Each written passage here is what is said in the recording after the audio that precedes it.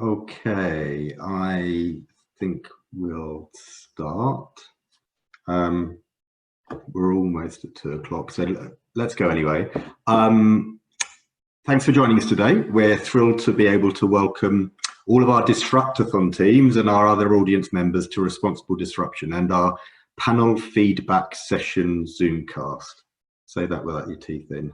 My name is James Gamage, and I'm the Director of Innovation and the Social Impact Lab at the United Way of Calgary and area. And my name's Monique Blau, and I'm the Director of Strategy and Design in the lab and at JFive, which is a design innovation firm here in Calgary. And before we begin, I would like to take a moment to acknowledge that we're currently gathered on land adjacent to where the Bow River meets the Elbow River. The traditional Blackfoot name of this place is Mahintis, which we now call the City of Calgary. This is traditional land of the Blackfoot Confederacy, as well as Treaty 7 territory, which includes Kainai, Siksika, Piikani, Tsuut'ina, and Stoney Nakoda nations. We would also like to recognize the Métis people and the Inuit people who have made their home here in Calgary. At the Social Impact Lab, we strive to put people first, to create a diverse and inclusive culture where everyone feels safe and valued. We stand against racism, intolerance in any form. We believe everyone deserves to live in equitable communities that are built on inclusive diversity, understanding, and tolerance.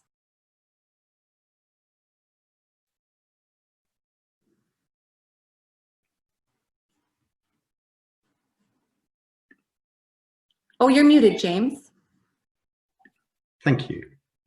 The pandemic and lockdown has completely upended life in Calgary and has revealed holes in our local food system, which needs to become more resilient and responsive to the needs of Calgarians.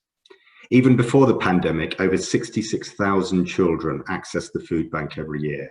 In this day and age, these problems are surely solvable in a wealthy city like Calgary. For this reason, we decided to create our food system Disrupt-ATHON.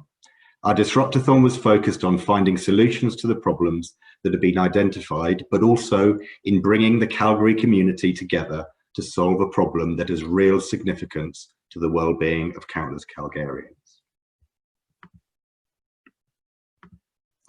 As we heard during our Zoomcast last week with Julie Van Roosendaal, Jean-Claude Munyezamu, and Sasha Muzi, the opportunities to innovate in the development of a fair and equitable food system are wide-ranging.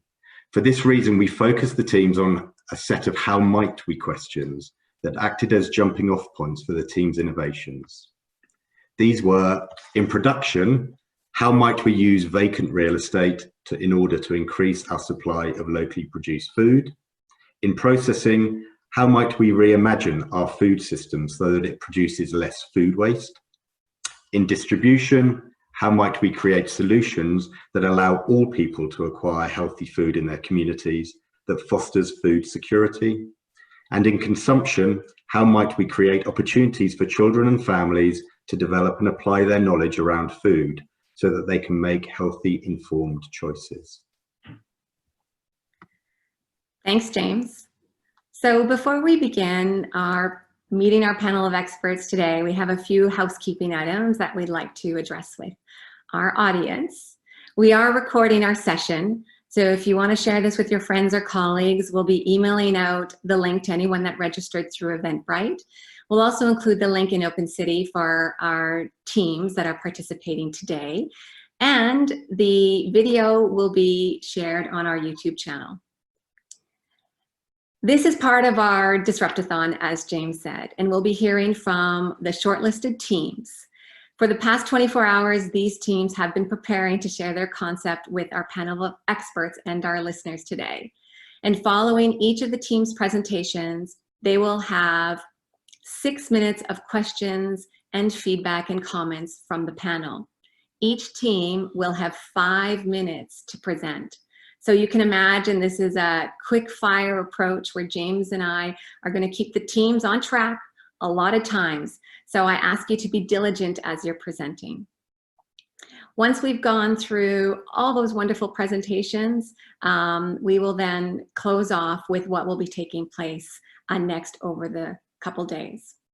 Unlike our normal Zoomcast format, which is open to audience questions, this week we're very focused on our panel of experts and the opportunity that they have to share insights and feedbacks and ask questions of the teams. So today, listeners and audience members, we encourage you to go to OpenCity, and there you'll be able to engage with each of the teams once they've submitted their concepts on Friday. And prior to that, we have a number of challenges open that you can engage with today to start to interact with some of the challenges and solutions that we're looking to solve in the Social Impact Lab. So again, as a reminder, because this is a Zoom meeting, everyone has access to their own mics and videos. So we would ask that you remain muted to ensure that our concept teams can have the voice that they need to share their ideas. So next, let's move on to our panelists who bring a deep understanding of entrepreneurship and value proposition design. And we have chosen them as we feel they are able to give great feedback to our teams and each come from a diverse background and experience. So our first panelist is Lourdes Juan. Lourdes is a Calgary-based entrepreneur and urban planner who oversees dozens of staff and hundreds of volunteers at the diverse communities and nonprofits that she's founded, including the Soma Spa, Hive Developments, and Leftover Foundations. She sits on the board of directors of Home Space Society, Detox, and is the commissioner with Calgary Planning and Commission.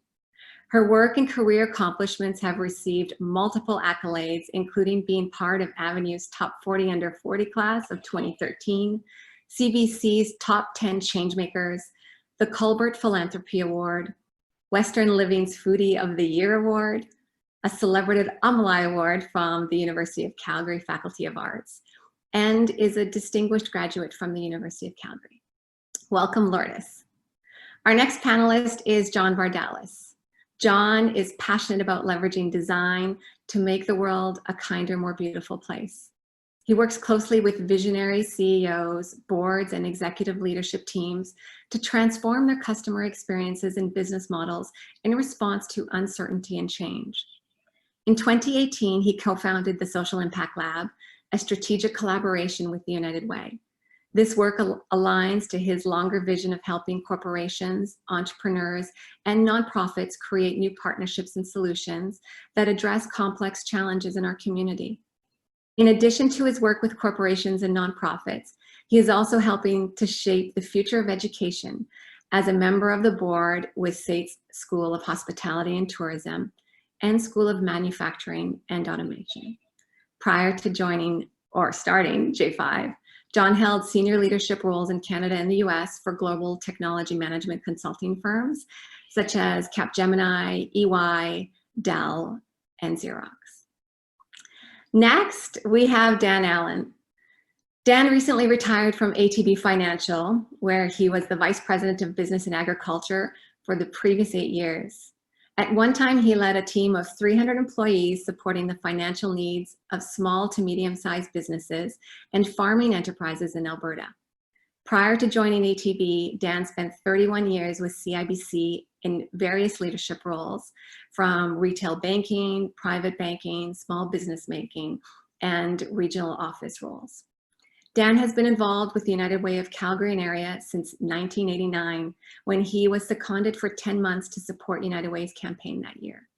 Dan joined United Way's board of directors in 2015 and is the current board chair. Thank you to our panel of experts for joining us, and welcome to you all. Welcome to our teams and our audience and listeners. We are supporting the team's presentations, and so if you're here to listen, we wanted to give you a quick cap of what the order looks like. So we're going to jump right in and ask our first team to prepare. A reminder, each team has 5 minutes, followed by 6 minutes of feedback, comments, and panel questions. James will provide a 1-minute warning, and there will be a loud buzzer sound, so you'll know when your time's up. I'll give you a taster. Hang on.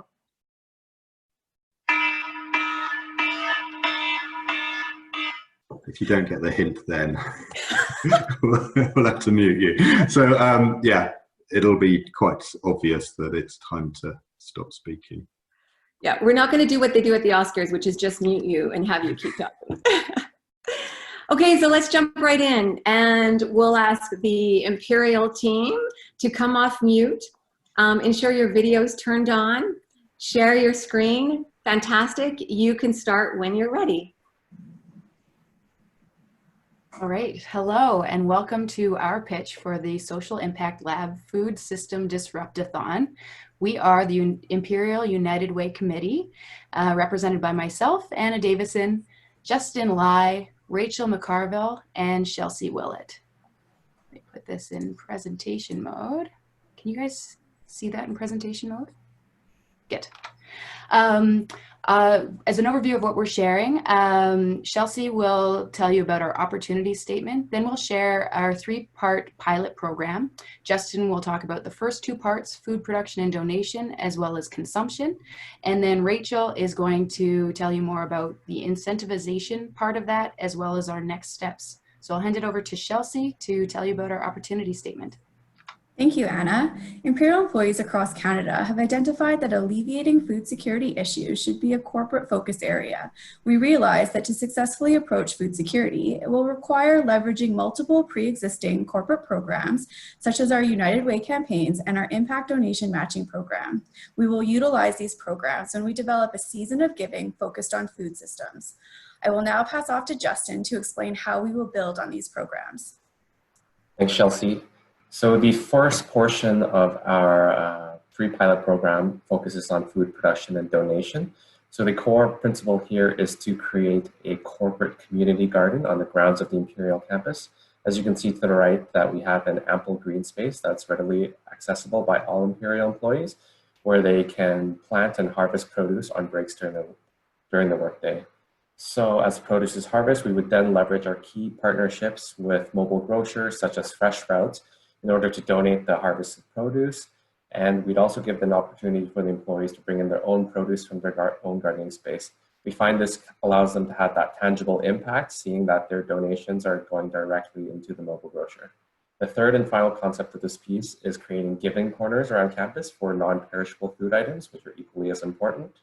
And then we make them available along with the other types of drives through the annual United Way campaign and Calgary Corporate Challenge, or any initiative any group wants to rally around at Imperial. So next portion, what's going to be focused on consumption. So here, what we want to do is assess Imperial Campus's current food waste management system at the market. And we'd also want to evaluate the composting that's being done on all our floors. So what we would like to do is donate all of the high quality leftovers to agencies that can use them, some agencies such as the Leftovers Foundation, and donating the waste and compost to bug farms or any other location that can accept it, just to further close that loop in the food system. The third and final portion of this is a call out to employees to compile easy, cheap, nutritious recipes to share internally as well with our agency partners with classifications such as meeting specific dietary restrictions or cultural needs. And then I'll hand it off to Rachel to go over the last portion. Thanks, Justin. So the last part of our pilot program is incentivization. And the first component of this is going to be through the use of our employee volunteer program called Impact. Here, employees can have their volunteer hours matched from time spent in the garden to our agency partners. Second, we'd like to make this as accessible and simple for employees to use as possible. For those of you that don't know, we are not located in the downtown core where many of the agencies are. So by bringing initiatives such as the garden, the giving corners, and the grocers to campus, this will allow for as many employees to participate as possible. And third, we'll be incorporating an education component. This will be done through lunch and learns with subject matter experts, as well as our internal communication channels. So what are our next steps? For this year, we really want to use this as a foundation year, our building year. We'd like to develop our relationships. We'd like to begin doing research on campus and look at our testing phase. From there, we'd like to incorporate our season of giving in 2021, where we will do a day of caring to build the gardens on site and begin donating our food waste. And in 2022 and beyond, we would like to start growing the program. So we would like to take our learnings and apply these to other organizations and companies that may be interested in launching their own pilot program to use at their place of work. Thank you, and we'd love to take any questions that you may have.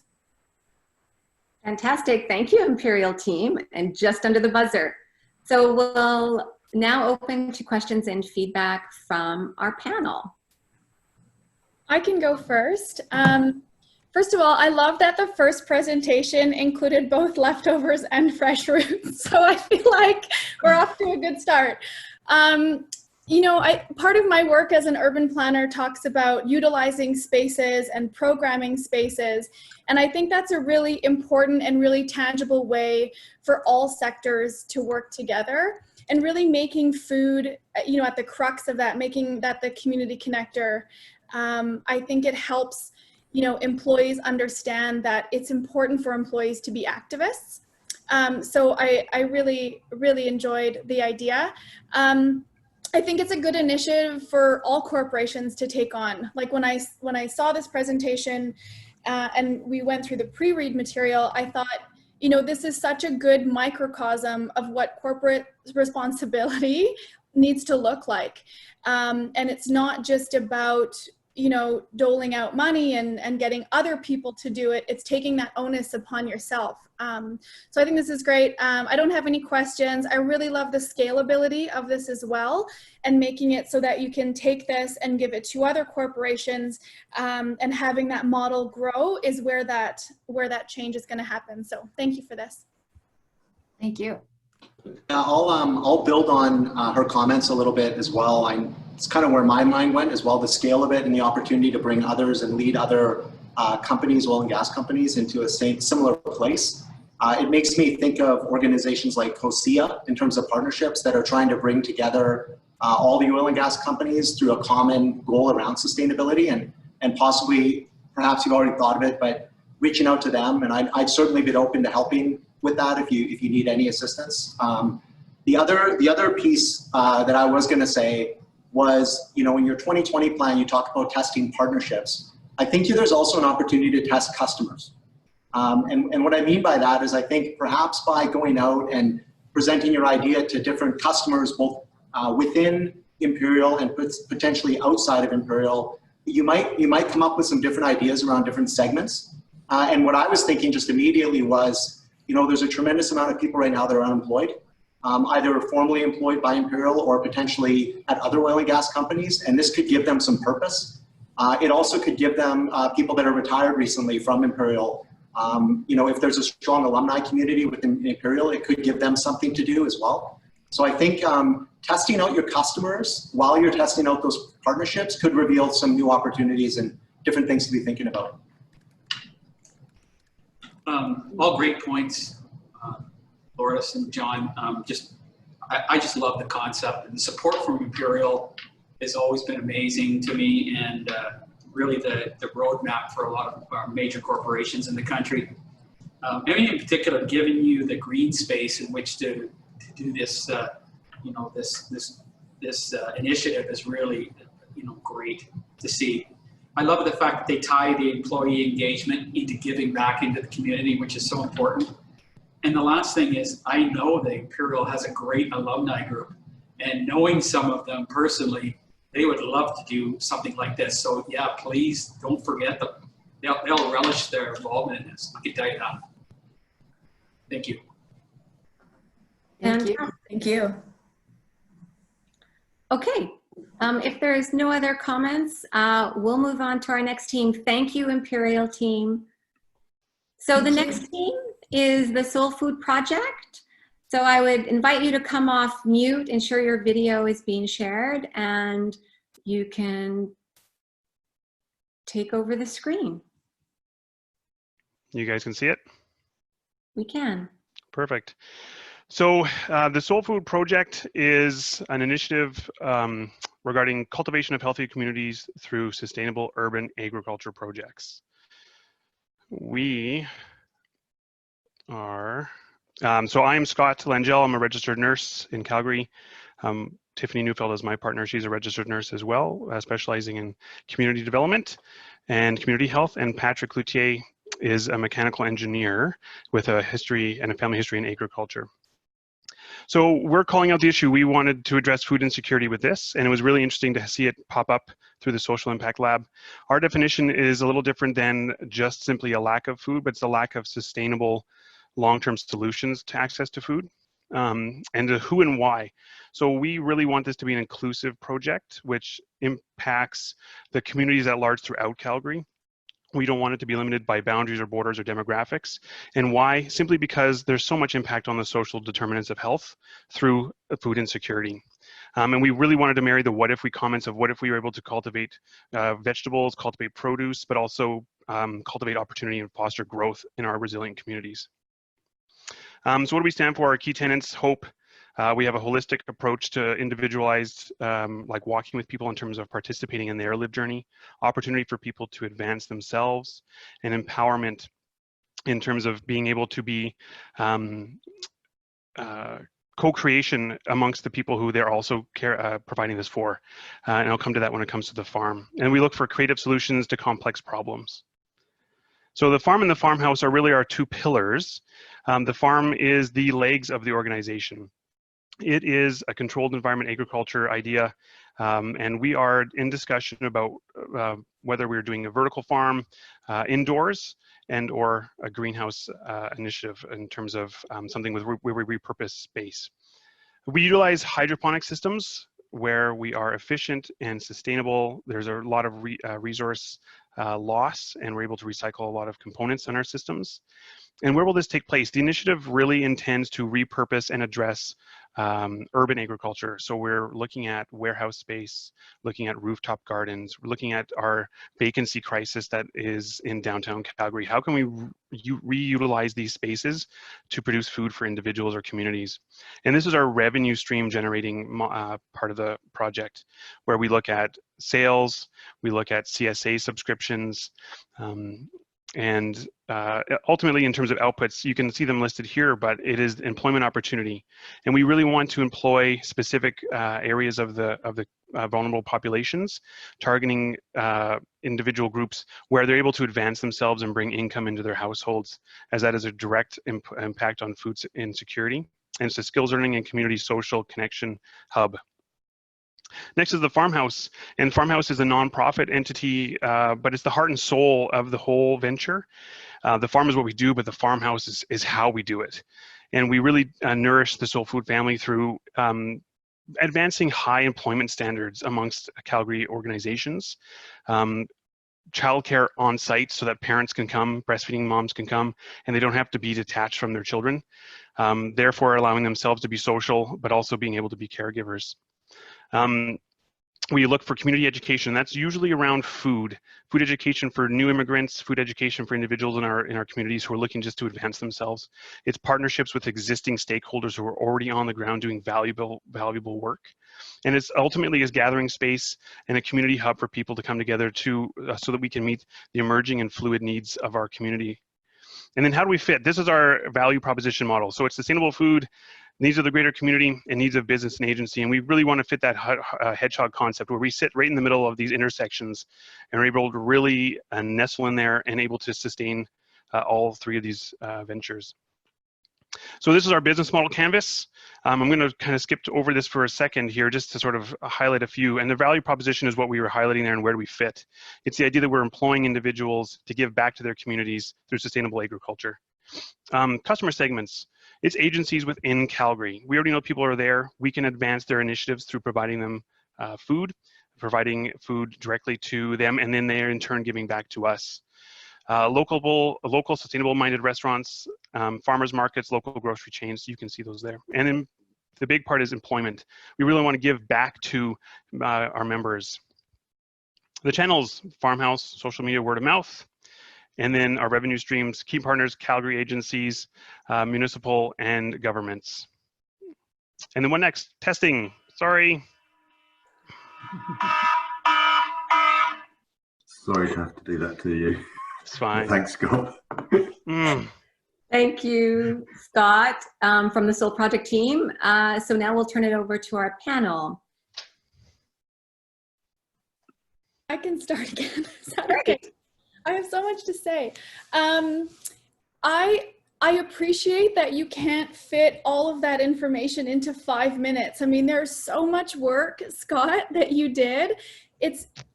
That's incredible. I think that you are, miles from where we were when we started our social enterprise, years ago.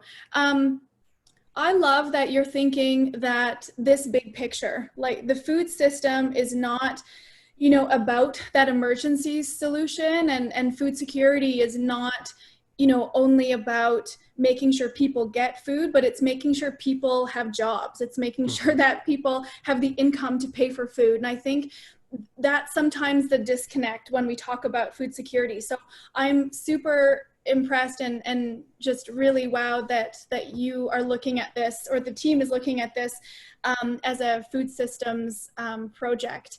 I love the idea, of course, of repurposing space, and the social enterprise piece. This is silly, but so important with social enterprises. This, I think, has the potential to have such great brand architecture. That opportunity is there. You have the farmhouse, it's heart and soul, it's the hope, it's the hope movement, all of those things. I think that really allows for you to grow these programs. So great job to the team. Thanks. Yeah, amazing job, Scott. Really helped bring it to life too through this versus some of the other stuff I was reading. Some of those visuals and the ability to kind of see it. So I think storytelling and some of the branding stuff, I think would be really powerful to help you keep things moving. I have more of an idea based on my own personal experience that maybe ties into the social enterprise revenue generation opportunity. I love the idea, and this is based on recently in our own office, we were looking at getting some plant walls installed in our space and dealing with the companies and their business model around the cost of maintaining those plant walls on a month-to-month basis as well. And just the idea of having green space inside of our office makes me wonder if, the same could be true for, some of these agricultural opportunities inside of our space too. So, rather than it just being a visual wall, why couldn't we have a garden in our space? And why, as a business, wouldn't we want to provide that opportunity for our employees to be able to, participate in that and have a company like yours be able to potentially maintain it for us for some revenue generation? So I kind of love the idea of looking at the plant wall business model and starting to think about maybe could you disrupt that into something that's a little bit more purposeful. It's very interesting. Yeah, I agree. It's people seeing hands-on growing and just being exposed to it passively as it's on the wall like that. It's a great idea. I feel like from a culture standpoint in our company, a plant wall within 2 weeks is going to become wallpaper. But I feel like something that's more active and participatory, like a garden, could remain powerful for a longer time. So, thank you for that. Yeah, agreed. And good presentation, Scott. I kind of wondered if you'd get the bill because this is a huge project that you've got underway. Couple of things from your video. I am a big proponent of date night, by the way, so I didn't get this kind of initiatives that come out of my date nights with my wife. That's fun. But you mentioned your focus on human initiatives versus profit, and which is very true. And I love that concept of social entrepreneurship. But don't discount the need for profit. Profit allows you to grow your business, help it to become sustainable and stable over the long term, and particularly during economic cycles, which they will happen, and reinvest in assets and machinery and equipment that's going to grow your business. So, you have a big vision. Urban agriculture is a very vibrant and proud group here in this city. So I really encourage you to talk to them, get some feedback from them, particularly around some of the things on what to do, make sure you do, and what not to do as you take this from concept into an initiative. But anyways, well done. Good job on the business model canvas too. That was my partner Patrick here doing that. Way to go, Patrick. Yeah, way to go, Patrick.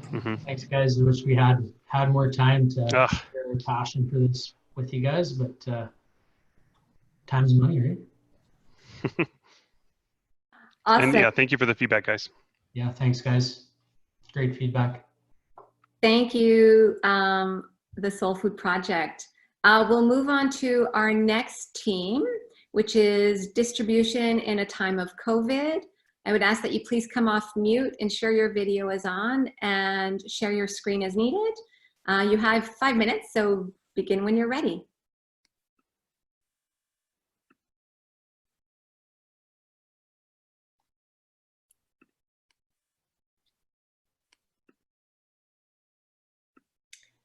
All right. First of all, thank you for this opportunity. So this team consists of myself and my colleague Tanya Bonham, who are teachers in Boness, as well as Julie Van Rosendahl and Javal Schuster with Devour Catering. So I'm going to flip this a little bit. We have our situation right now is really the test and the solution that we're putting forward.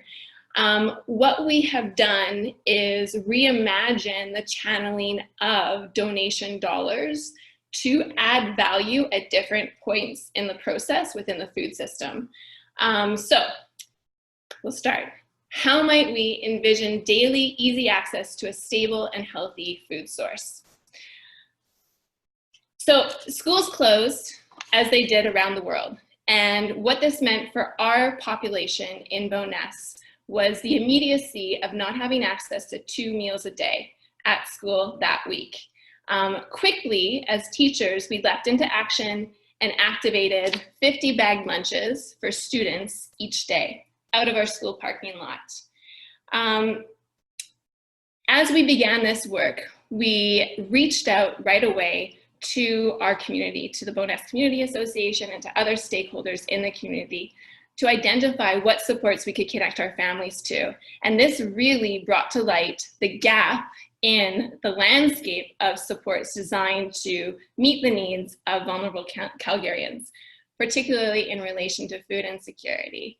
What we found is that hamper services had amped that up, but most of the organizations dedicated to connecting kids with food had pivoted to gift cards. And what we know about being teachers in this school is that that is just insufficient. It doesn't work. It's not enough.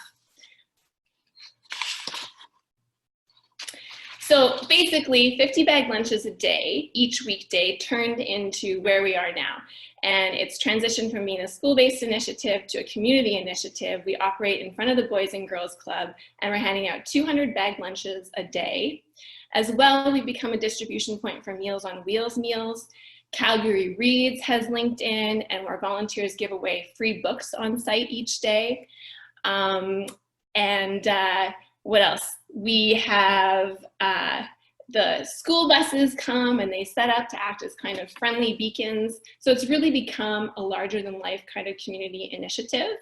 And here we are to the solution. So what we want to propose is reimagining donation dollars, whether it's relief funds in this period of COVID relief or whether it's just general donation dollars. The idea of labor being something that is donated really distorts the costs of feeding people. And so what we want to see is these funds redirected through restaurants or catering kitchens to enable value added. So having our restaurants who initially began producing lunches for us they were volunteering. They had raised their own funds. They were doing this all out of their own pockets. They had to eventually reopen for the public. And as they did that, Tanya and I thought, oh my goodness, like we're serving 200 lunches. We have to keep this going at least over the summer. And so we activated a GoFundMe. And so it's through funds from our GoFundMe. It's funds pieced together from other charities that Devour Kitchen has been able to bring back a small staff and produce lunches for our site and for several other sites around the city. And we just think that this is a really excellent example of providing employment for Javal Schuster's employees and also feeding vulnerable Calgarians. We're coming to a point where our last day for distribution is September 4th. That's what our GoFundMe funds have kind of been budgeted for. So the big problem is What are we going to do when schools reopen? We don't know that we can house 150 students in our bistro to eat together. So the access to food is going to continue to be an issue. We've heard that the wage subsidy is in place, so that's positive, but how do we continue to leverage funds through restaurant kitchens and catering companies to add value at that stage in the system so that we can keep this going? Thank you. Thanks, Megan. And if any of my teammates want to jump in. Awesome. So what we'll do is we'll turn it over to our panel. Of course, your teammates are welcome to answer any questions if the panel does, but feedback and comments. I'll let the guys go first. We had such a good thing going. You want to mix it up? Yeah, let's mix it up. We'll go. You guys go first. Want to go? Yeah. So I really applaud this initiative at a time when our most vulnerable children and families had an immediate need. You guys jumped on it right away. Like, that's awesome. Like, just admire that stamina to get involved. You know, I would say you're on the right path for what you're doing, you know, but continue to work with your community partners. That's what really, and the other agencies in the city that do something similar in terms of who they service and who they support. I think you have the ability to make this scalable across Calgary's most vulnerable communities. Just stay the course, but stay in close contact with your community partners, because between the two of you, that's where all the answers are going to come and the funding that you need. Yeah, so first of all, as teachers at Boness, thank you very much. When I moved to Calgary, my first school was Assumption. That's where I went to elementary school, so way to go, Boness. Alumni right here. But one of the things I was gonna say is that, you know, what I loved about your story was the fact that, like Dan said, you reacted very quickly. And for me, that's like the DNA of an entrepreneur, someone who's opportunistic and not unafraid to actually start doing versus thinking about it and what could happen. You started doing stuff. And when I read your story, you went from, I think, 20 or 50 lunches to 200 lunches, and you've kind of been scaling on this trajectory. The questions that you need to answer yourself to go from 200 to 2,000 lunches are very different. So I think, you know, if you've ever read the book, Scaling Lean, it's written by a gentleman named Ash Moria. If you haven't read it, I'd highly recommend it, because it really gets you thinking about the 10X kind of growth model of how do you go from 10 customers to 100 to 1,000? And what are you learning along the way that can inform how you get to that 10X kind of growth? And when I hear about your value proposition that's oriented towards the actual user that's, you know, getting food in their belly, I also think of that other customer, the catering company or the restaurant, and starting to think about, to be able to scale this thing, how do you create a really strong value proposition that can scale outside of your immediate community into others? Because it sounds like you've done a great job of leveraging your local relationships in your community, which has been fantastic. You've probably got a lot of learnings, but how do you package that learning up in a way that you can export it and test it in other communities perhaps, and start to think about the learnings you might get that might be different when you're going a little bit outside of your current model? So I can answer a little bit of that. Just Megan's been very humble in that. So Boness is only one of 8 distribution points that we are making lunches for every single day. So we are making almost 2,000 lunches a week currently. Okay. Boness is receiving 200 a day. They're the largest distribution point.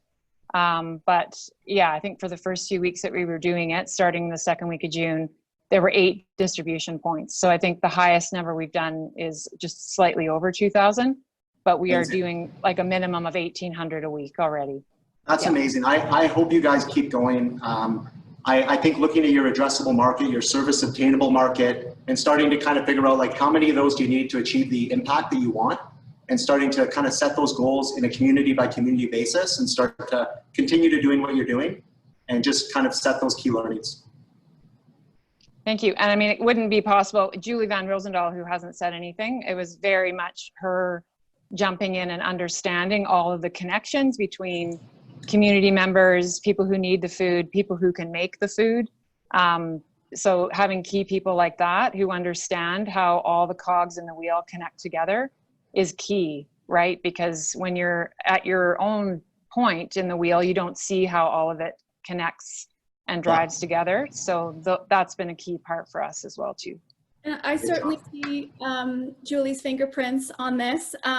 First of all, just kudos to the step up that happened when COVID happened. I think, you know, COVID-19 was a warning shot, and it exposed the brittleness of our food system. And so having these conversations and having people step up and figure it out, you know, during a pandemic, how to do things is remarkable. So thank you for doing that. I really like the fact that it's a cross-sector approach. And so you're working with other nonprofits, but also restaurants. And I think there's some deeper work that can be explored there, maybe some social enterprise work of how, you know, the restaurant industry and schools can actually work better together.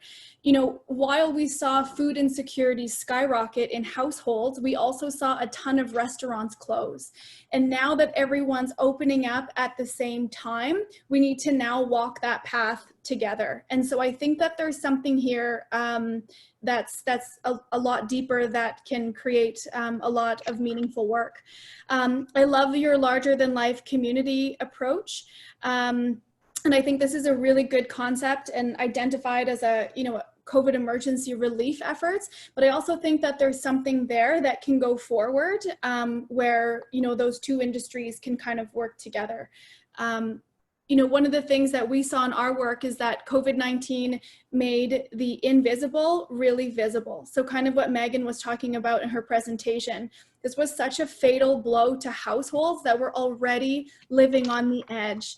And no one was talking about food security, you know, 5, 6, 7 years ago. And then it was, you know, on the front page of the news. And so I feel like we have to look at who's most at risk all the time, and then, you know, what are the systems that are protecting them? And I think that this is something that could do that. So thank you. Those are my long-winded comments.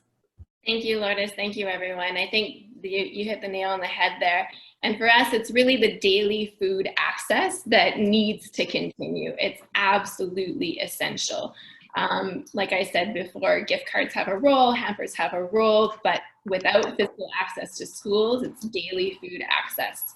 Oh, absolutely. And just one more thing. I'm so sorry, Monique. I think there's also something with, you know, how do we get culturally appropriate foods into community? Because, so my husband in 2 days is a grade 7 teacher, and we've done a lot in the Northeast, and we've done a lot of food programming at his school, and we really had to work with the teachers and the parents to figure out what was culturally appropriate, because there's so, you know, there's just a whole, I could go down a rabbit hole, but anyways, I can chat with you offline about this. Obviously, I get pretty excited about stuff.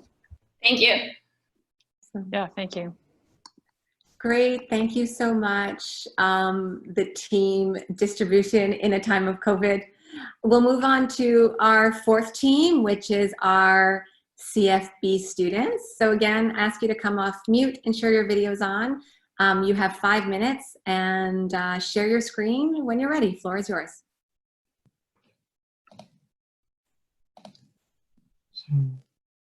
Okay. Good afternoon. My name is Joseph Mercado, and my teammates are Megan McIntosh and Jasmine Singh. We are Calgary Food Bank summer students and are thrilled to be sharing our concept around food insecurity. Okay, so chronic food insecurity is a two-pronged issue. First, there's the food problem. So that is basically asking, how can we give food so people don't go hungry? Second, there is the root cause problem, which is what underlying issues are causing individuals to seek food out in the first place. So underlying issues such as lack of socioeconomic support, physical disability, or mental illness are often the cause of chronic food insecurity. And we find that it's only when both the food aspect and the chronic root cause aspect are addressed in which chronic food insecurity can be taken on. Given this, we asked if there are ways in which food banks and other organizations can work together to address both aspects of food insecurity. And we saw that there are.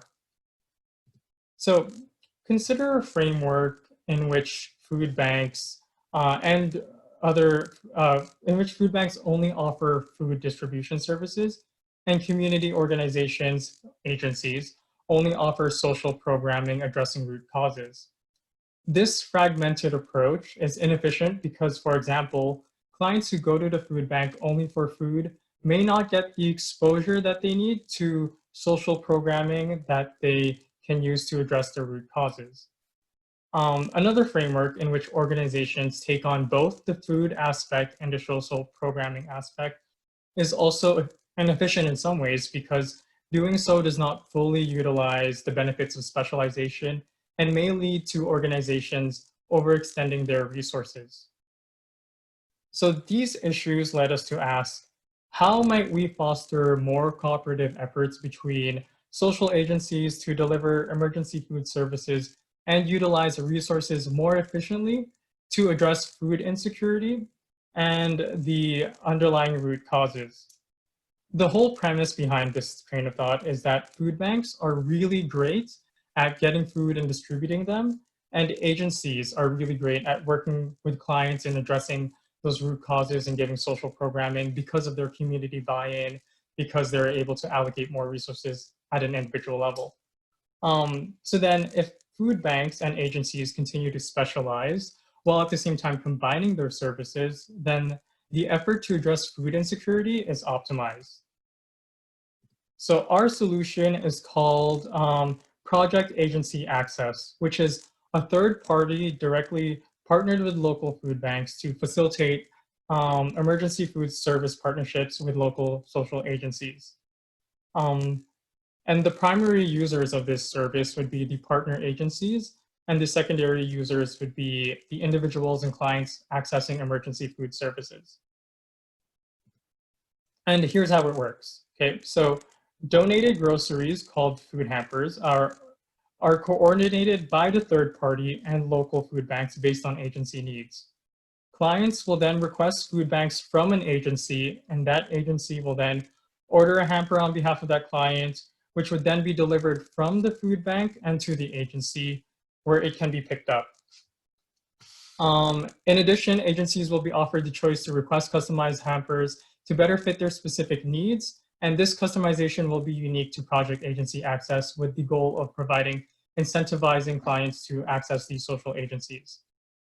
And we saw that the primary outcomes of having this third party being the middleman would be that, one, clients get more exposure to social programming. So when clients opt to pick up a food hamper at an agency, there is this exposure to social programming that would not have been otherwise at a food bank.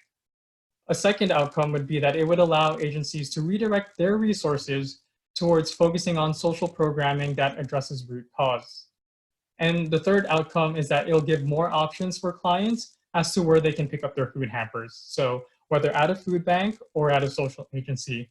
And the belief is that more options mean more food dignity. So then that gives the client more leeway as to what they're more comfortable with picking up their food. And so we'll be testing this through a pilot program and feedback surveys. So to see if agencies have increased their efficiency as a result. And support would be needed would be through fleshing out the exact operation logistics, services, and any larger social networking and how to scale this beyond Calgary. So thank you very much. If you have any questions, Megan, Jasmine, and I would be happy to answer them. Perfect timing, well done. Awesome. Thank you, our CFB student group. And we'll turn it over to our panel, Dan and John. How about we start with you? Okay. So I guess one of my questions is, why does it have to be, I guess this is like, I know nothing here, but why do you have to see it as another third party? Why, for instance, isn't the food bank just doing it? You don't have to answer. Okay, yeah, that's a great question. The food bank could definitely be involved in it, but at the same time, when we were collaborating with our mentor, she suggested that there should be more community involvement. Like, for example, if the food bank took this other project and was just like spearheading this, and then was saying like, oh, we're now going to take this this major project potentially on by ourselves, it didn't really feel like we were working with the community as much as we could. And it was just under the understanding that by involving different like community members, maybe we're opening up ourselves up to solutions that the food bank ourselves would not have thought otherwise. And if I could jump in, we were also concerned about the scalability, because we do understand that different food banks across the country have different operating capacities. So the Calgary Food Bank, in theory, could facilitate this on our own. However, if we wanted to implement this in different areas, then it would be an asset to have a third party to facilitate those partnerships. So I guess, thanks for answering that. That would kind of point me towards, you know, of those two things that you just said, which of those do you feel is the riskiest assumption that you made that you need to test? You know, is it the complexity of the system that you'd have to build, or is it the, I guess, the willingness of those partners to want to collaborate with you and work with you on kind of that shared vision? So I know that's in your plan in terms of the first stage is to go out and talk to those folks. I think that's the absolute best thing that you can do before you build anything, is to go test some of those assumptions. But I do love the idea of helping agencies focus on what makes them amazing. So I do love the vision of the idea of it. Yeah, great job, you guys. I love the fact that you're actually students working at the Calgary Food Bank. So this is where all this came about. And, you know, coordination to meet emergency needs, of which food is one of them. It's a concept whose time has come. It's been long overdue. Particularly now we see it as we go through this pandemic and how much we need to work together. So my, advice I would give you is to continue to work with the Calgary Food Bank. I don't know if James McCara had any input into some of the things that you come up with, but the other agencies in the city, work with them. This is where the value of community working together to solve a complex problem or issue. This is what Calgary is great at. And the more input you have, the more heads that we put into place to try to deal with this, the better off we'll be and the better outcome we'll have. So good luck. Yeah, again, I'll echo some of that. I think your presentation and your work has really brought up the need and, really shone light that social services face a problem, and that is the fragmentation between all of the food sector and social service agencies. And it's almost, I've been in this for 8 years, not coming from any kind of food systems background, so learning as we go, but I will say that the siloing of all of the agencies is not because, for the most part of the people that are involved, it's actually, the system actually sets us up to be against each other. And that's why I think, and that's why I advocate for social enterprise so much. And I say that we're sort of almost forced to be siloed, because if you start a new food organization, that's meant to help people in need, there's one pool of grants. It's not like the money gets bigger when there's a new organization that comes to the table. That pool actually gets smaller. And so it creates this sort of strange siloing effect that happens, across the board with agencies. And so I think that, that is the most important piece, and the food bank being a huge player in this, I think can actually really come to the table with something really unique. So I thank you for your work, and yeah, good job. Thank you so much. Great, thank you to our panel, and thank you to the CFB students team. Great job, all of you. Our next team is reducing food waste. So again, I would ask you to come off mute, ensure your video is on, share your screen as needed, and you have 5 minutes. Thank you so much. Can you see the white screen? A white screen, yes. Yeah, great. Thank you. Hello everyone, this is Food Geeks. My name is Wasim Jawad, and I'm presenting the solution for food here. So the reality is that every year, at least 1/3 of the food produced globally is wasted or lost along supply chains. In Canada, that equates to 31 billion worth of waste food every year, with an average loss or shrink of 5% for retailers happening in the produce department alone. 61% of the food waste happens before reaching the final destination. So let's have a look at the supplier's point of view. Grocers, for example, are not aware of the opportunities that can come from reducing this shrink. They see food waste as a cost of doing business, but it's also a business opportunity. Every 1% reducing in food waste can reduce in at least a 4% increase in revenue. Not many opportunities offer that level of benefit, but retailers are often stuck in this mentality of volume and price only.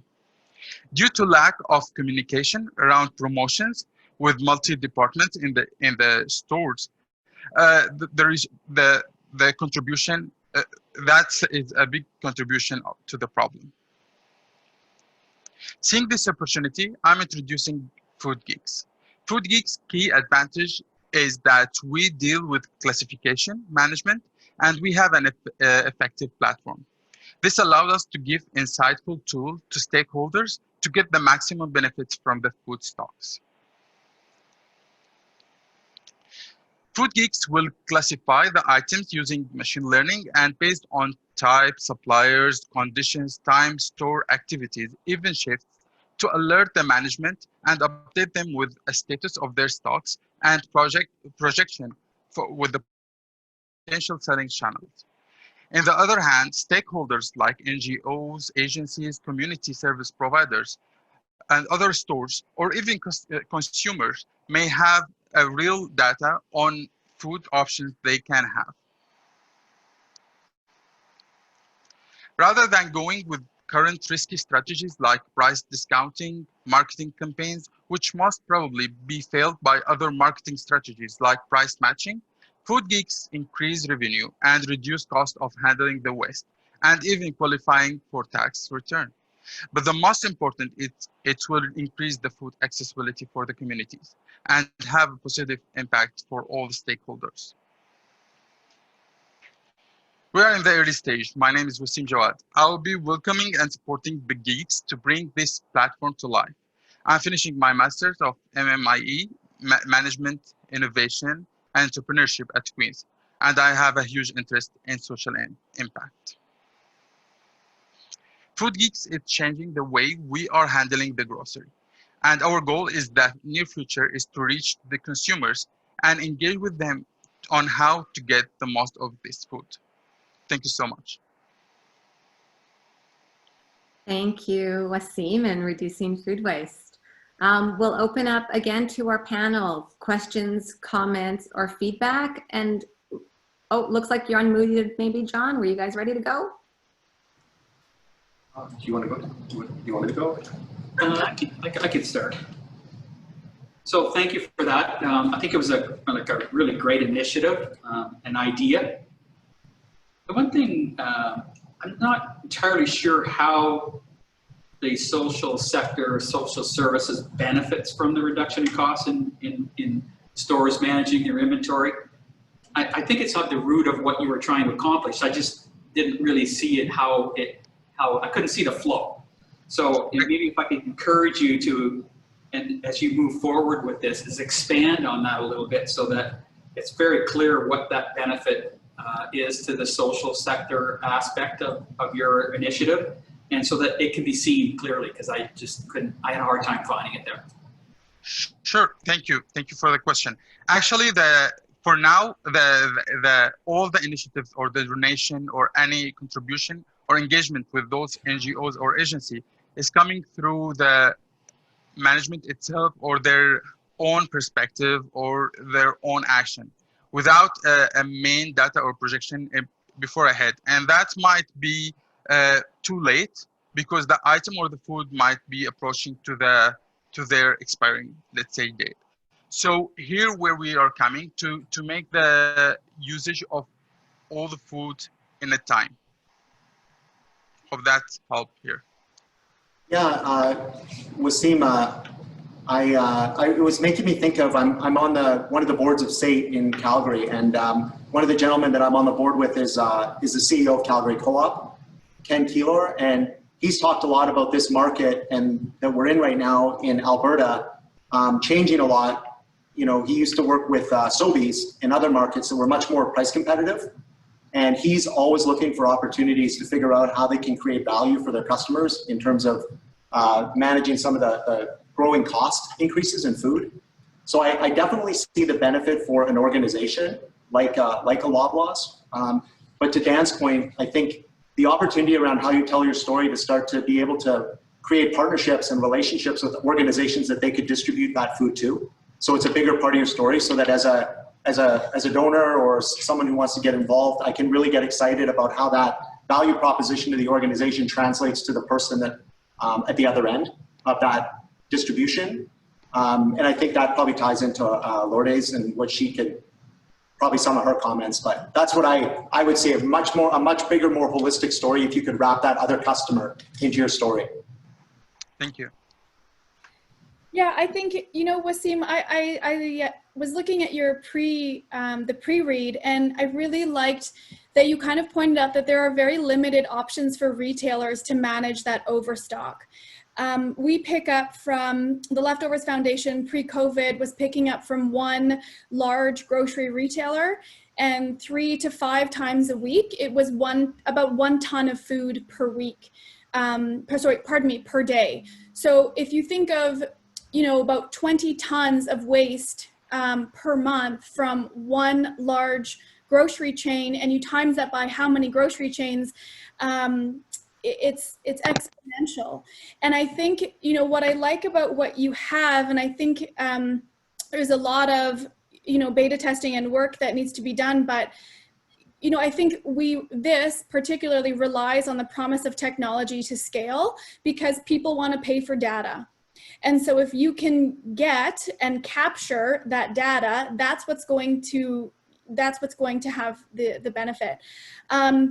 There's also a huge environmental benefit to redirecting food waste. It's 8 to 9% of GHGs, because when food hits a landfill, it's methane gas, you know, it's 25 times more powerful than CO2.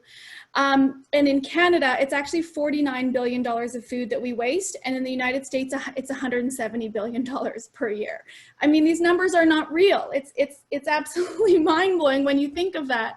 So I think, yeah, keep going down the platform path and figuring out how you can beta test what you're doing. But good presentation. Thank you. Thank you so much.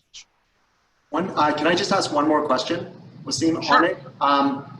You know, I don't know a lot about these systems that these retailers are using, but you know, in my past, I did a lot of work with ERP systems and kind of helping companies with the implementation of those demand management systems. Do you see a gap in terms of that platform, or do you see your solution as more of an integration point to Lourdes' point around being able to mine some of that data and be able to report and make recommendations? Or do you see the entire kind of end-to-end supply chain needing to be re-architected and redesigned? For sure, great question. There is a really significant gap between the procurement or the financial and the operation in the stores or the branch. And usually those strategies coming from the branch management, and those are, they are using, or they are who need this real data within their stores, rather than just the stock coming from the management or the headquarters. And the other thing is that the current strategies is coming from only the quantity and or the how much do I have, the stock, and the pricing. And the solution that they have now is only on the pricing, but it's not helpful, because other competitors are using the price matching, something like other strategy to keep beating this, and just to keep the competitors with overstock, let's say. But if we could find a way where we could provide those pricing insightful information or reports for the store managers, they will act much rapidly.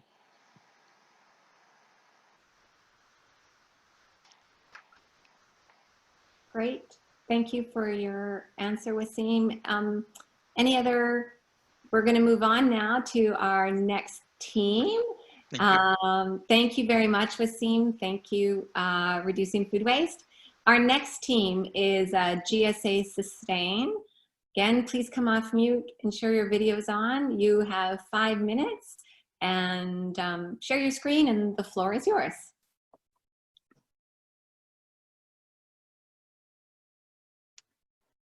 All right.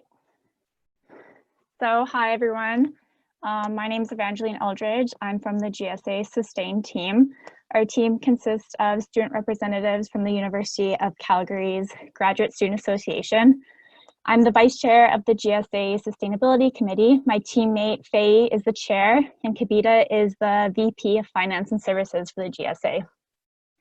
The Sustainability Committee works with the GSA to plan sustainable related events and ensure that the GSA and the graduate restaurant operate sustainably. And each year we have about 8 volunteers that are eager to interact and get involved with events and projects. Next slide, Faye. So as we are all aware, each year the Calgary Food Bank is accessed by over 66,000 children, and childhood poverty in Canada has been linked to a number of health problems in adulthood, such as malnutrition and type 2 diabetes, among others. So to tackle this big problem in a very small way, our basic concept was to hold a summer program for children that both provides them with a healthy lunch and snack and also provides education about nutrition and food systems and deepens their connection with food. So the program would take place in Calgary communities at existing community gardens. The goal is to show children how food is grown, utilizing the infrastructure that's already there to deepen their connection to food and to nature, and also allow them to build social capital as they interact with other children. We would also like to have hands-on activities and programming based on ugly produce, expiration dates, backyard composting, and nutrition. Included in our program would be a nutritious snack, so maybe something like a vegetable they could potentially grow in the garden or their backyard, or a lunch to ensure that maximum value is added for the children's caregivers. It is essential to us that the camp takes place right in their community, so it's more accessible for all families with potentially limited time or transportation. And ideally, we like to target lower income communities to ensure that our program has the most impact. Even with COVID-19, summer camps are still running this season, so we would kind of follow suit with that and ensure that our enrollment is limited so that we can safely social distance. We would like to offer this program as a pay what you can model to ensure that low-income families have access. We would partner with existing organizations to advertise this, such as the University of Calgary, Girl Guides of Canada, and the Boys and Girls Club. We think these are realistic relationships to leverage based on our affiliation with the university and because I'm a longtime Girl Guide leader. To run the camp, we envision partnering with lots of different local organizations like YYC Growers, Calgary Horticultural Society, and Green Calgary. To provide lunch or nutritious snacks, we would like to partner with YYC Growers and Brown Bagging for Kids. And then to continue engaging with the kids that go through the summer program, we would have volunteers visit schools to offer an in-classroom educational session in the schools in the community. And for that, we would be hoping to partner with this association called Students on Sustainability, which is a student volunteer association at the U of C and MRU that already visits schools to provide free educational sessions. And then Kavita is going to talk about the impact of our project next. Thank you, Evangeline. So what we hope to do is empower each community to utilize the community garden that's already available to them, and so that they can stand on their own in the near future. And then what we hope to also do is expand this project to different communities as we help them from the root. And we believe that we'll witness the magical moment or magical moment of impact of our concept in many folds, starting with the immediate magical moment when the child forms relationship and friendship with the other child, and also when they get to taste the food that they grew themselves. And next, probably the parents and caregivers will have their eyes filled with tears as they get to taste the food that the child brings home from their very first harvest. And the a bit long-term impact would be when the child stops being so picky about food, because now they know how much effort it takes for the food to come to the table. And perhaps they'll also recognize and embrace the misfits food. And we hope that this will have better impact, and that the child is making more decisions about how to reduce the food waste. And just because the shape is weird doesn't mean it's not edible, and also that there are different parts of food that looks like they're not edible but are actually edible. And our long-term impact would be when the child actually grows up to be the adult, and then they are parent themselves, and they pass down this knowledge to the other child, so that the future generation actually has this knowledge in themselves. And we believe this will have even bigger impact if you are extrapolating it, that the reduction of food waste will have reduction in green gas, and then our environment would be a bit better for the future kids. And what we anticipate is that our solution will have the butterfly effect for many generations down the road in many folds, because after all, children are the future of today, right? Of this world. Thank you. Oh. Amazing. Okay. Thanks, Evangeline and Kavita. We'll turn it over to our panel. You just made it. Good timing. I really like this one. You know, I think it's important to get kids really excited about growing food. And one of the gaps that we see in my work with working with community is that food literacy piece. It's just not there. And if kids are growing their own food, it's so much easier to talk about, you know, ugly foods or misshapen foods, and how we really have done the marketing of food a complete disservice. And so I think that starts at a young age. And if you change those behaviors at a really young age, it will change the way we think about and the way we respect food. I am such an advocate for a pay what you want model, because it is, you know, it's part of food dignity, and it meets people where they're at. But I have yet to see a pay what you want model, and I've been trying to pilot one myself, that doesn't require a subsidy. The social enterprise model just isn't fully fleshed out. I've looked around the world for food and not for food, but there's, I think a lot of work needs to be done with that pay what you want model, but I think it's 100% worth exploring. So nice job on this. I was part of the GSA many moons ago at U of C. Oh, thank you. So good to know that we have an alumni here. Thank you. I love this idea as well. I drive by the community gardens all the time, and I just see them as such an unbelievable asset in communities that I just never feel are being fully utilized like they probably could be. So I love your vision of trying to get people and activating them. One of the things I wonder about, you know, we did some work in the past with the Calgary Zoo, and it was a real eye-opener for us to realize that the customer at the Calgary Zoo that gives the zoo money is sometimes the parent, but the real user of the zoo is the child. And that in order to get the child as a customer, you have to first get the parent. And those sometimes are two different value propositions. And it makes me wonder about, you know, accessibility for the children to get there is going to require probably either the permission or potentially, you know, the help of the parent. And I know right now with COVID-19, you know, there's such a problem around childcare, you know. And so I wonder if part of the value proposition of bringing people to the community garden is that it could be a place that parents could also get care for their children and have a little bit of a break that they might need. And if that might drive more usage and more customers and more kind of acquisition, because I really do feel like those community gardens are such tremendous assets in communities, and we need more of them. Outside of even just the food security side, like even just the engagement and the mental wellness of people being able to use those things. So anything you can do to fill those things up, I'm 100% behind. Yes, thank you. We had thought about that part as well, and we believe that one of the advantages of having the community garden as the destination or the site would be that it's very close, right? So it's probably walking distance or very easily accessible. So that's one of the aspects that we thought. And next, what we thought would be that the fact that we'd be providing lunches for them and that they would be engaging and forming friendships would mean that for parents, they don't have to think about lunch for at least a week, which means that it's a huge relief for a lot of parents. And next, that the fact that the child will form friendship means that they could probably have a play date with the at the house of the other child, which means that if one of the parents are busy or they have work to do, then that could also help be a little temporary solution for actually taking care of the child, right?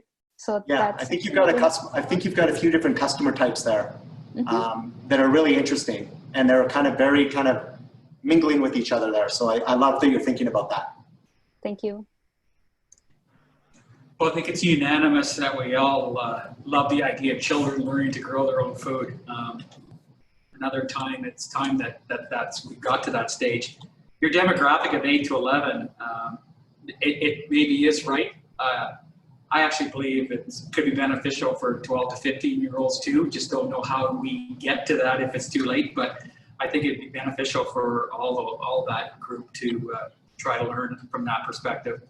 Parental support and encouragement is vital to the success of this as well. So without them supporting that, I can't see how it would go without that involvement from the parents to support them. And the nonprofits that are involved with the children. You're on the right path there in terms of where you want to go and focus your time. I guess a question, not necessarily we need an answer, but how can we involve the local school boards in this initiative? Because that could really expand the reach to children, and not necessarily that we're going to ask them to teach anything new, but how do we use them to find you children that would be interested in that and marry those two? So I'll just leave you with that question.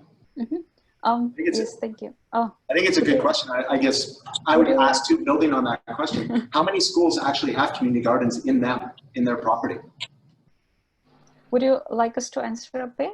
Or? Yeah. Oh, so for the first part, we had thought about that as well. And we think that because the age group that we're targeting, it falls around elementary school. So we think that it would be really good to collaborate with them and probably utilize the SOS, the sustainability organization that we have at UFC, so that we could do a little after school or meeting with them once a month to follow up with what they have learned and to make sure that we refresh the idea and that they don't forget it, so that it's a sustainable solution.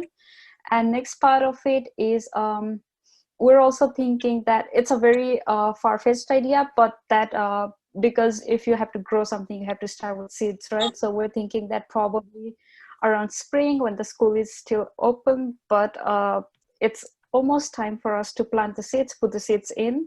So we think that we could collaborate with school as an after-school program to actually for the starting phase of it. And it would also probably help because a lot of elementary schools are community-based. They have this sense of community in itself. So that's where we thought schools could come in part. And maybe just last question, have you talked to them? Have you actually tested that? No, not really. Okay. Monique, can I say 2 more things? I'm so okay. I think so. Yes, go. Okay, I'm so sorry. Some schools have gardens in their classrooms, but it's really up to the teachers to do that and put that curriculum forward. It's not part of the curriculum. So I left a note in the chat that should be something that, maybe a group like this looks at, is how we build the stuff into our curriculums. And also, I will just say from a planning perspective, there's so much land on school sites that goes unutilized and are so, environmentally toxic that we could figure out a better way to do something there. That's all.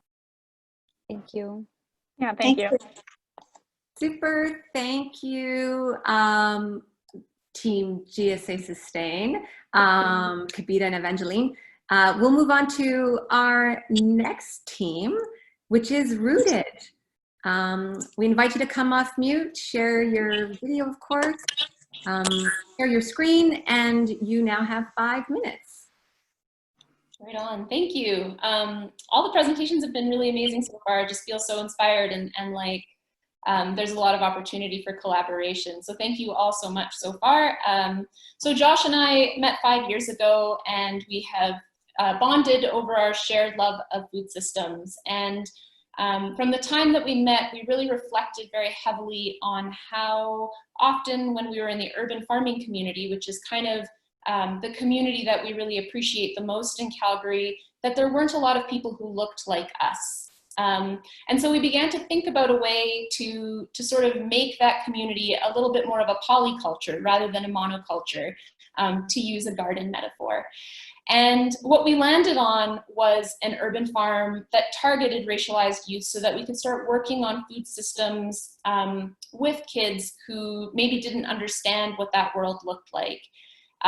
Shortly after, I got a job at the Alex Community Food Center, which meant that we had to put that dream on hold. But luckily, we had an opportunity to test some of our theories and ideas about what would make an effective learning opportunity for a young person if they wanted to enter food systems work.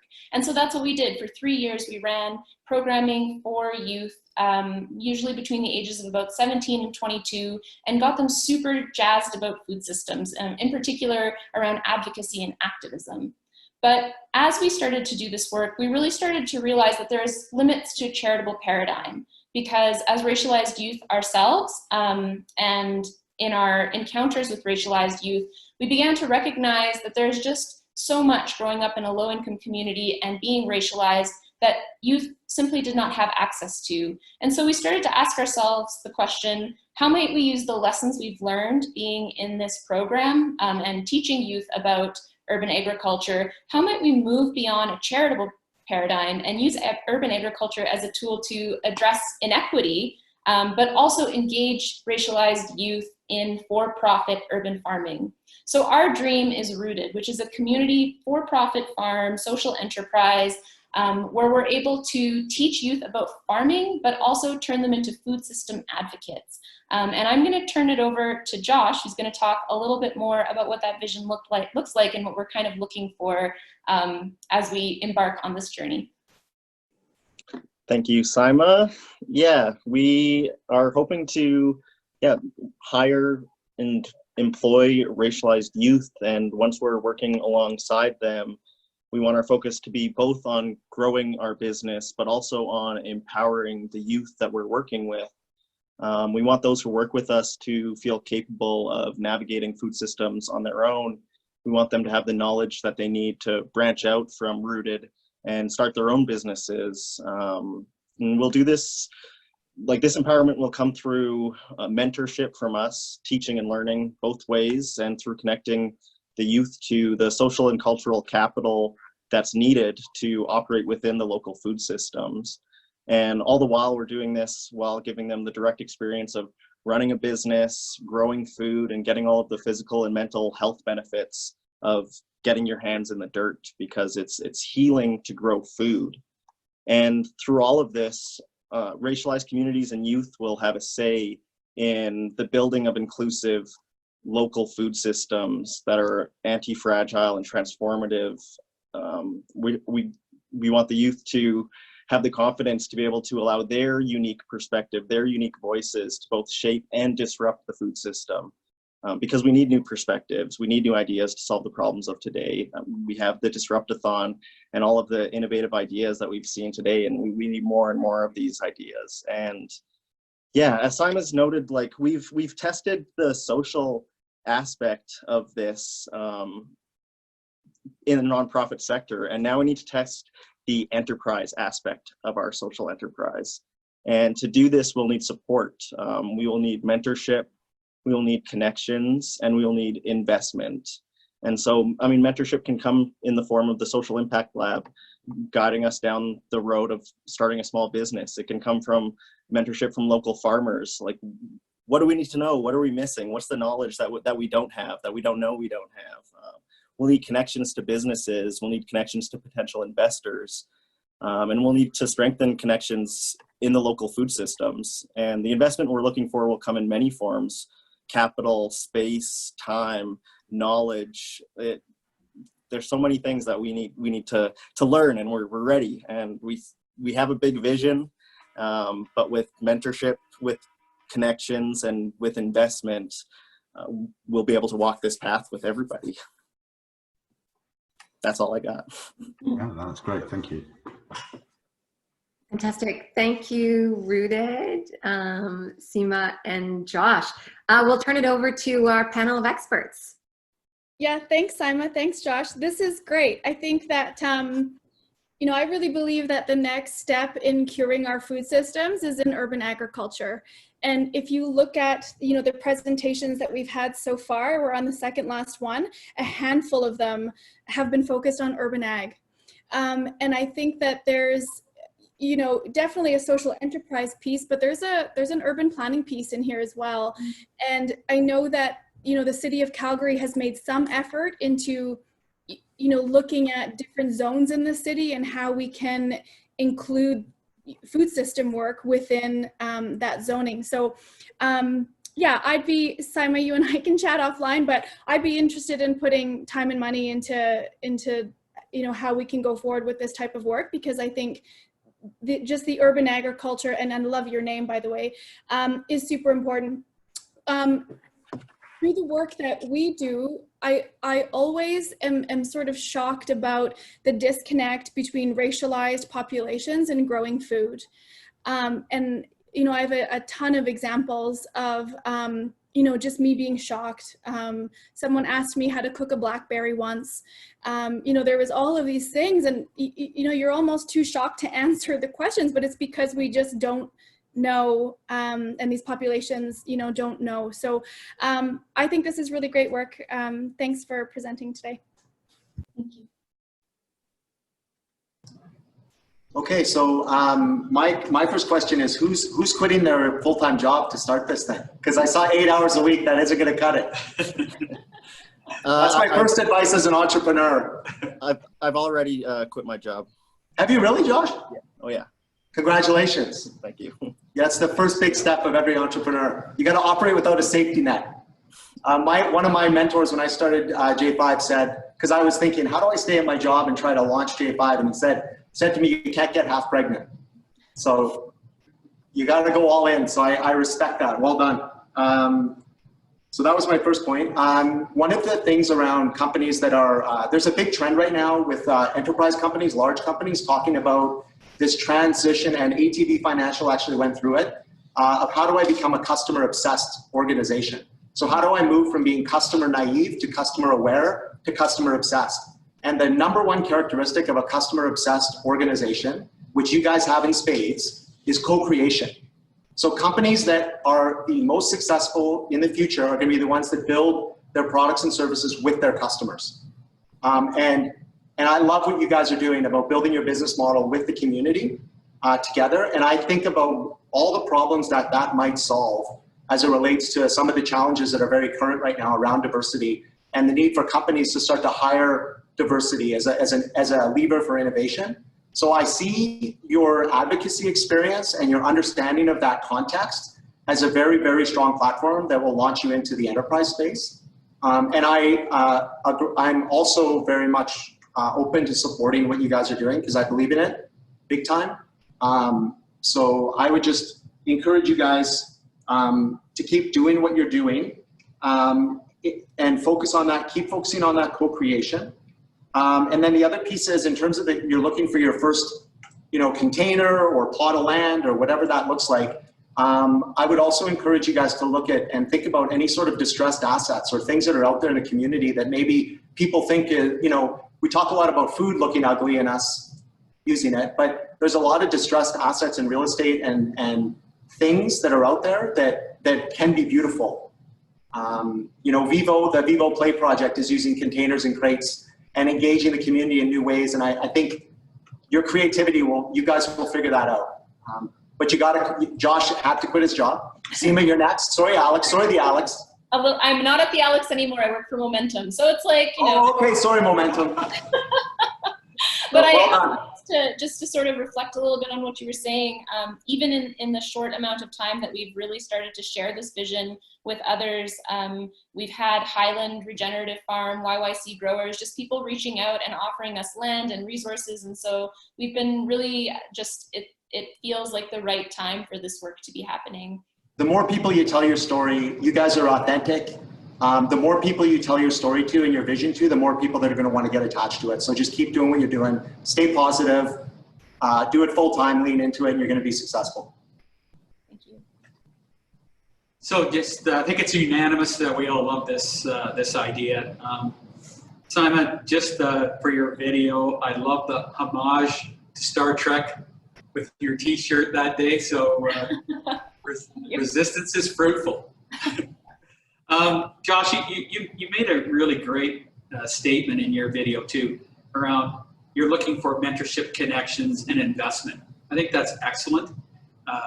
Starting with connections, and you're already starting with making those necessary connections, and even here, being involved here, there's a lot of similar type ideas that are on the table here. This could be a good cohort group coming out of this after in terms of that urban agriculture piece.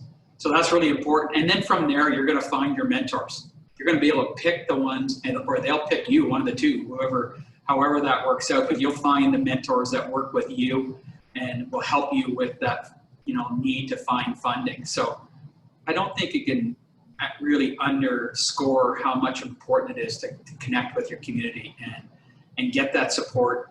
There's a number of communities that would want to support you, and I'm sure would have similar goals that would match up with yours, and you can't probably do enough of that. And so good luck as you move forward with this initiative. I love it, and I think you guys can do great things.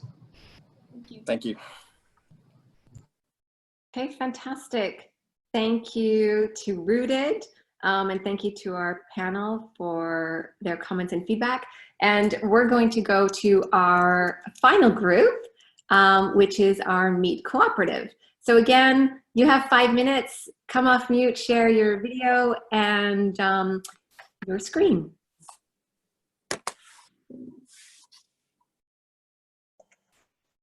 Thank you very much for unmuting me. I don't prematurely put myself over to screen sharing. You can all hear me now, I hope. Good afternoon. I'm Kirsten Morell, and together with Don Thompson, we thank you for the opportunity to present our concept for Disruption, a farmer-owned meat processing cooperative.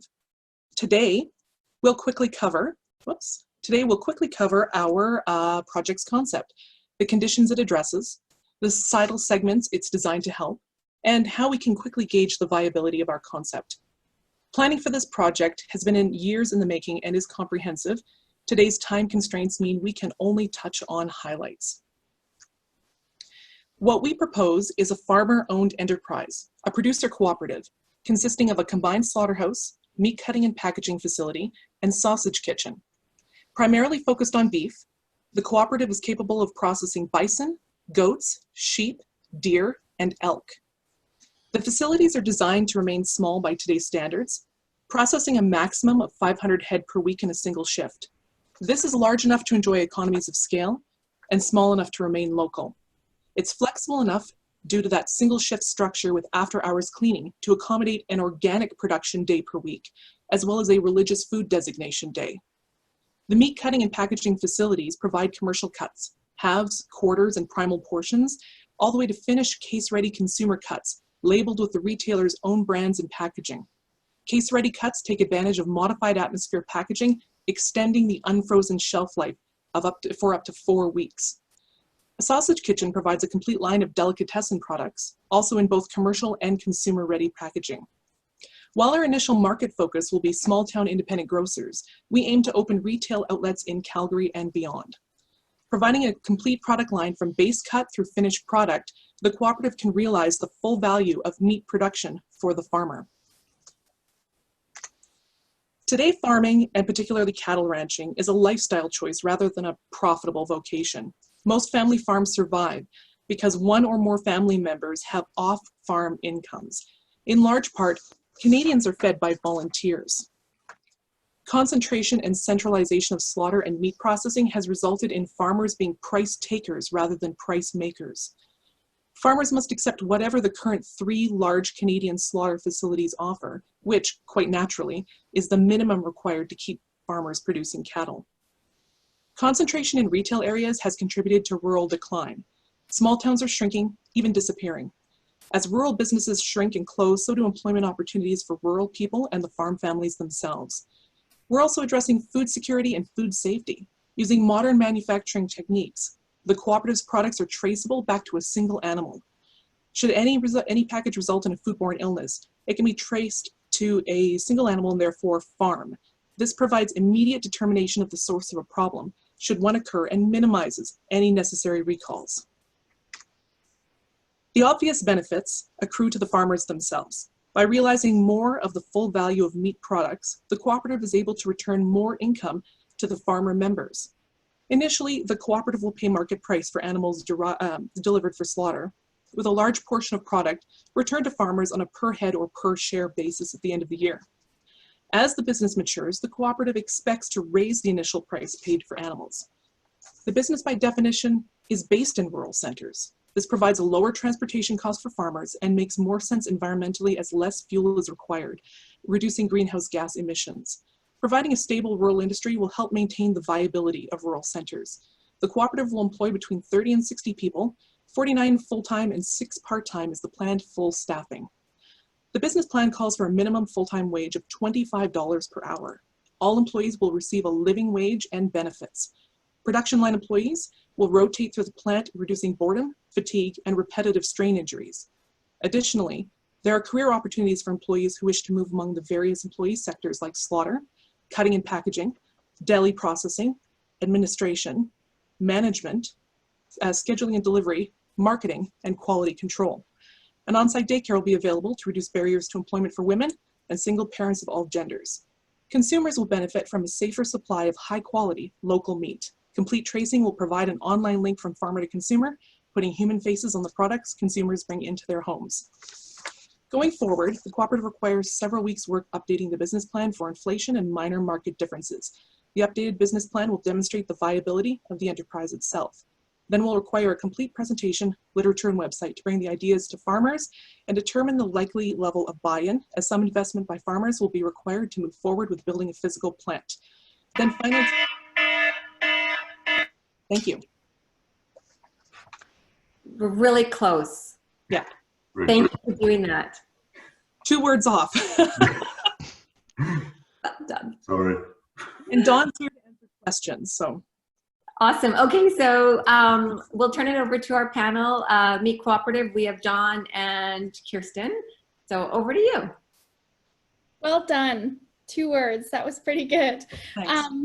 You know, I really like that your model includes employment for people with barriers to employment. I think that's a really important piece of social enterprise and working in food systems.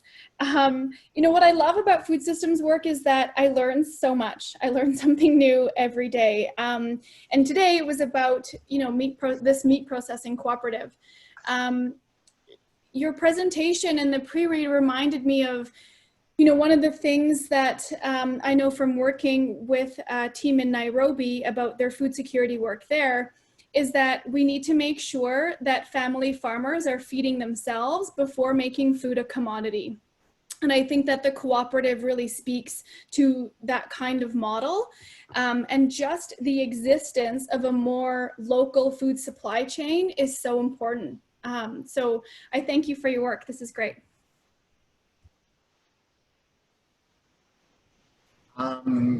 Okay. So you started, you ended it with the idea that you wanted to test the viability piece of things. And my bias as a person that practices design thinking is to start with desirability before I test viability.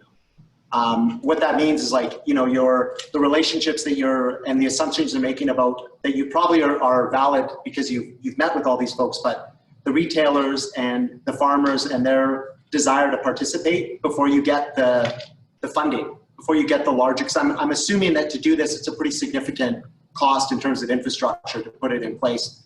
So I'm always trying to figure out how do I validate some of those assumptions before I go all in on the larger expense. So have you been able to secure any sort of guarantees from any of your customer types around their commitment to this if you were to build it? We had, but the customers have all changed. For example, we had a commitment from rural IGAs, but they're gone now because Sobeys bought them. So the big boys have sort of extended their fingers into the rural areas to well, I guess basically squeeze everybody else out. But local cooperatives like the small town co-op store are willing to carry the product because it relieves them of a I guess a problem that they have trouble fixing, which is they buy meat in at the very smallest in primal cuts, and they have to then make steaks and roasts and hamburger and all that stuff locally, which requires some skill, and that skill is not necessarily available in Podunk, Alberta. So we relieve them of that problem because we will deliver to a regional co-op exactly what they ask for. So if they ask for 50 T-bone steaks that are a half an inch thick, they get it. If they ask for 50 that are an inch thick, they get them, and they get them packaged in a way that they can store them, keep them for quite some time, so that it's not a matter of, I made a mistake this week and only 5 people bought steaks, so now I have 5 steaks that are going to go to waste. Stuff like that it'll eventually happen to them if they make a mistake this month. But so the customers that we had were cool. One of our potential customers was actually a Zellers, but they're gone too. We had a Zellers in Grand Prairie that was willing to put in a big giant meat cooler. Yeah, that was kind of my second thing, was around some of that counterparty risk, like in your transaction, like the folks that you kind of have made your assumptions about supporting, and if something was to happen to their businesses, what would the trickle down be to your business model and the viability of what you're doing? So I think that's good that you're kind of thinking about that, because it's something I would be thinking about. I'd be thinking about just what are the guarantees in place on the business model if I'm going to invest this money in this, that I'm going to, going to be sustainable. Starting from customer back or consumer back, we have the option of opening stores, small markets, like something like a butcher shop, but with no actual butcher, just with the meat provided, very much like M&M's, except it's fresh.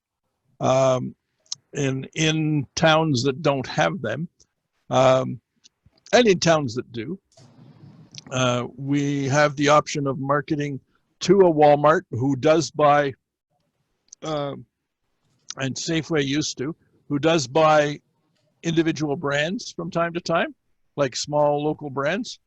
So we wouldn't put it in under the Safeway name, we'd put it in under our own name, whatever that may be.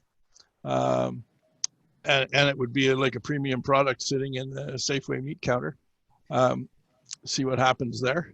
And we also have the option of dealing directly with consumers, but that would be mostly frozen food. And we're not subject to the peril that companies like Clausen's Pickles has encountered in dealing with large retailers like Walmart, where they are the sole purchaser of a large proportion of their products, which puts them in a very vulnerable position. We expect to be very diversified. Okay. Your project, very laudable, you guys. Social enterprise is really needed now more than ever, so I'm a big fan of that. But that said, your challenges are pretty complex that you've listed down, and there's numerous goals and numerous benefits of the things that you're trying to tackle with what you're doing. Even this, I guess, to sum it up, it's bigger than a bread box. Yeah, it's quite a large thing. It requires somewhere between $15 and $20 million to build. When we talk about farmer buy-in, we have to have some, the basic thing in a producer cooperative is the cooperative guarantees to take and process your product, whatever it may be, but you also, as a farmer, guarantee to deliver. So there's a little bit of that there. The project was born out of BSE at the original time, which is when food security also was very evidently poor or lacking in Canada. And there's a whole bunch of other things around it. I mean, I've been a computer guy all my life and worked with manufacturers. If your car breaks down, fine. If my car breaks down too, fine. But if someone else, a third car breaks down, then the manufacturer will actually go back to whoever supplied those bolts and find out what was wrong. If you get a package of hamburger that's bad, 500,000 pounds of hamburger gets to be destroyed because there is no traceability in the current food system.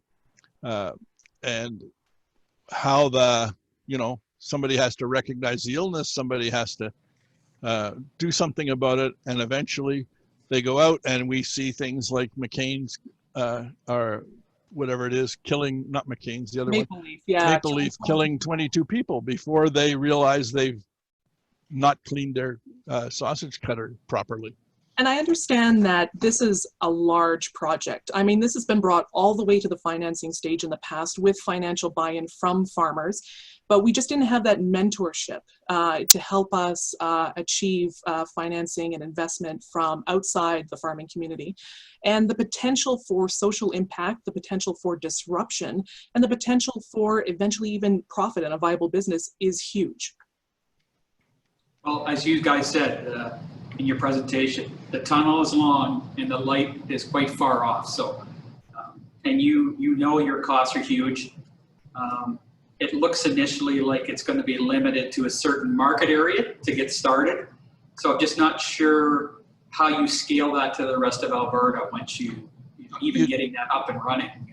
You would only scale it to the rest of Alberta by a second, third, fourth, fifth, sixth plant.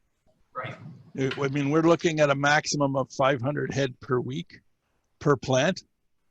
So it would take 50 plants to equal what's done in High River. Okay, guys, I'm going to have to, really interesting just conversation. Want to wish you luck. Yeah, just want to wish you luck.